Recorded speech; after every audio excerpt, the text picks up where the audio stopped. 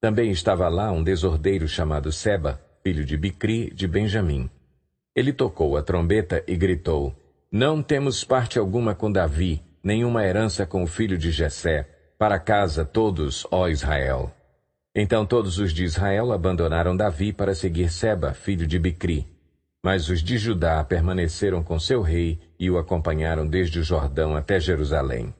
Quando Davi voltou ao palácio, em Jerusalém, mandou confinar numa casa sob guarda as 10 concubinas que tinha deixado tomando conta do palácio. Ele as sustentou, mas nunca mais as possuiu. Ficaram confinadas, vivendo como viúvas até a morte. E o rei disse a Amasa: Convoque os homens de Judá e, dentro de 3 dias, apresente-se aqui com eles. Mas Amasa levou mais tempo para convocar Judá do que o prazo estabelecido pelo rei. Disse então Davi a Abisai: Agora, Seba, filho de Bicri, será pior para nós do que Absalão.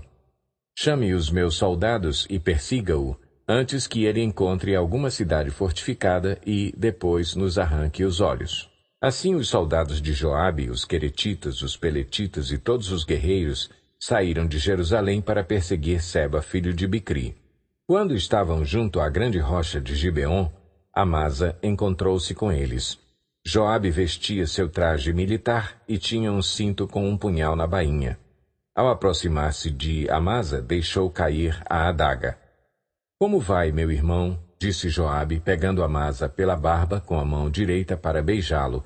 E Amasa, não percebendo o punhal na mão esquerda de Joabe, foi por ele golpeado no estômago.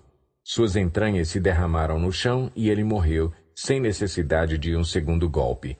Então Joabe e Abisai, seu irmão, perseguiram Seba, filho de Bicri.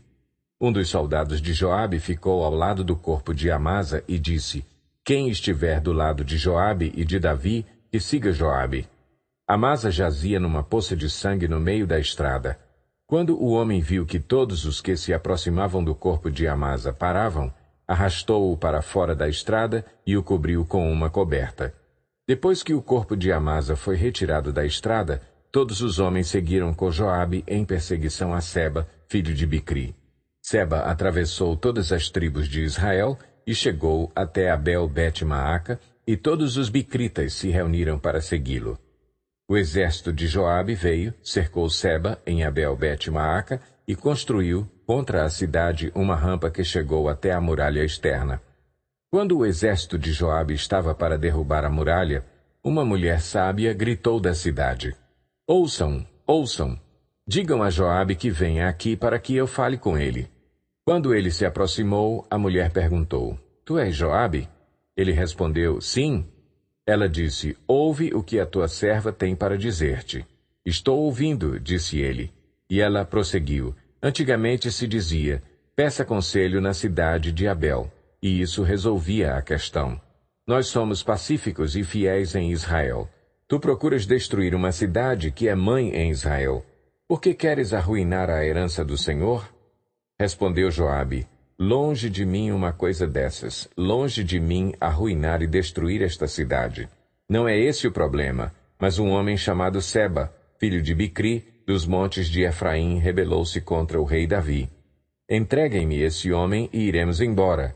A mulher disse a Joabe: A cabeça dele te será jogada do alto da muralha. Então a mulher foi falar com todo o povo, dando o seu sábio conselho, e eles cortaram a cabeça de Seba, filho de Bicri, e a jogaram para Joabe. Ele tocou a trombeta, e seus homens se dispersaram, abandonaram o cerco da cidade, e cada um voltou para a sua casa. E Joabe voltou ao rei em Jerusalém. Joabe comandava todo o exército de Israel.